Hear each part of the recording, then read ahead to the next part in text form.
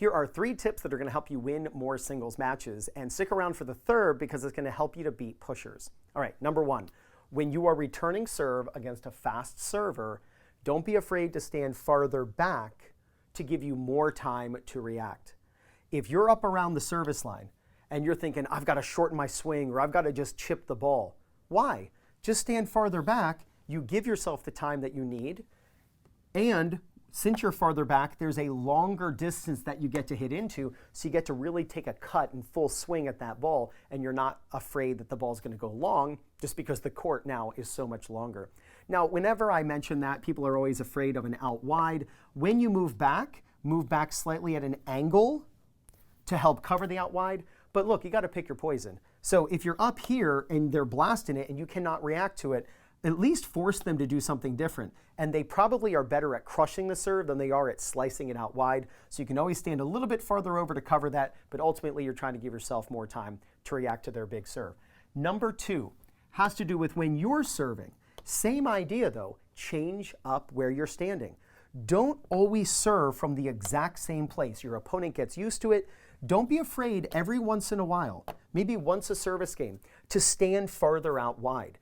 If you are the type of person who struggles serving out wide, you can always stand in the doubles position, and then you get this incredible angle. If you can just put a little side spin on that ball as a righty on the deuce side, you can really slice this ball out wide and get some free aces. In addition, the ball is coming at a completely different angle, and it's not so easy for the opponent to just change direction and crush the ball down the line. This is always one of those tips that I recommend in my videos, and I get comments like, oh, Ryan, if you ever did that to me, I would nail it down the line for a winner. No, you wouldn't, because it's so much easier on paper or on a strategy board than in actual, in real life, in the wild and during a match. I like to do it on the ad side in singles, because then if it's a right-handed returner, that's their backhand, and you can get this incredible angle. If you play at an indoor facility, you might even be able to hit the side curtain, and they're actually like tangled up in the curtain because you're using the surroundings to your advantage. If you want to learn the exact same strategies that the pros are using to help them win more matches, then check out the Singles Playbook by Fuzzy Yellow Balls. Over 50 pages of strategy after strategy, all based on the style of opponent you play against. Simply put your phone or tablet up over the QR code, and up pops a short video from Will Hamilton over at Fuzzy Yellow Balls showing you how to use each strategy. To get it, simply use my link. It's in the description. I'm also going to pin it in the first comment. And if you're looking for people in your local area to play matches against or practice with, maybe you want to find a local league at your level, or you want to find a coach who's close to you who can help you with your game, then use my link for PlayYourCourt, and it's playyourcourt.com/2minutetennis. When you use my link to sign up, you get 50% off. All right, number 3. This is going to help you to beat pushers, but ultimately just understand how to beat your opponent. There are 3 ways that a point is played at any given time, and they're constantly changing. But the 3 ways are: you're both back behind the baseline, you're at the net, or your opponent is at the net. It's not common that in singles, both players are at the net. Might happen off a drop shot or off a let cord, and you both kind of converge, but that rarely happens. So both back, you're up, or your opponent's up.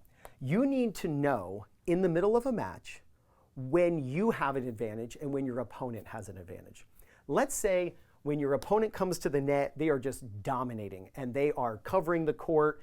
You're spraying your shots out wide because you're trying to avoid them, which you shouldn't. You should force them to volley. But they're dominating. Okay, great. Then you've got to figure out how to keep them behind the baseline. So hit higher than you typically do, hitting deeper. Maybe you serve and volley, or you go to the net more often, because once you get to the net, you keep them back. Let's say you're playing a pusher. If you're playing a pusher, pushers like both back. If this is a pusher, they love just keeping the ball in the court, forcing you behind the baseline, knowing you're going to get frustrated, and then you're going to hit low percentage winners or attempts at a winner from way behind the baseline, and they're going to win more points than you win. So when you're playing a pusher, let's say it's on a return of serve and they have a weaker serve, you're going to just dink the ball. It's not this drop shot where you're trying to hit a winner, but you're purposely hitting it short to bring them to the net. Your opponent is not a pusher when they come to the net. When they come to the net, they're a fish out of water because they don't want to be at the net. Why? Because they're a pusher. That's why they play from behind the baseline.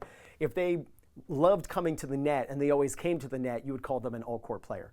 So they're a fish out of water, uncomfortable at the net. So once you bring them up, now you've got them where you want. And then what you don't do is avoid them. You bring a pusher to the net with a short ball that brings them up. They're not going to crush some winner approach shot. Again, they're pushers. They're not comfortable coming up to the net. So when they're at the net, do not avoid them, because then you let them off the hook. You want to hit it right to them. Force them to volley. Their volleys aren't good. Again, they're pushers. That's why they stand behind the baseline. But you have to think about, when do you have the advantage? Maybe the only way you have the advantage is that you come to the net and you've got to start getting uncomfortable and going forward. But I'd rather win and be uncomfortable than lose and be comfortable. So figure out which of the ways, both back, you up at the net or your opponent up at the net, gives you an advantage, and force your opponent into playing that style. You use these 3 single strategies and there's no doubt you're going to gain confidence, win more matches, and play much better tennis. This is Ryan Reedy from 2minutetennis.net. You got this.